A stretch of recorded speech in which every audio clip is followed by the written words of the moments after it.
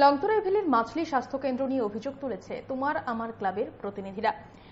তারা ক্ষোভ উগরে দিয়ে সংবাদ মাধ্যমের সামনে জানান, বিকেল 4টা বাজলেই স্বাস্থ্যকেন্দ্রটি ভুতুড়ে বাড়িতে পরিণত হয়। 24 ঘন্টা সেখানে চিকিৎসা মিলছে না।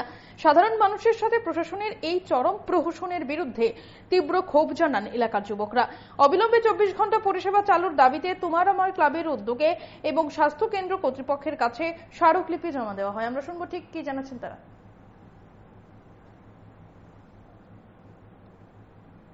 আমাদের দাবি অত্যন্ত স্পষ্ট এবং এলাকার মানুষের জন্য অত্যন্ত জরুরি। আপনারা জানেন যে মাছলি ও তার আশেপাশের বিস্তীর্ণ অঞ্চলের সাধারণ মানুষের চিকিৎসার একমাত্র ভরসা এই মাছলি প্রাথমিক স্বাস্থ্য কেন্দ্র। কিন্তু দীর্ঘদিন ধরে এখানে রাতে বা জরুরি প্রয়োজনে 24 ঘন্টা চিকিৎসা পরিষেবা পাওয়া যায় না।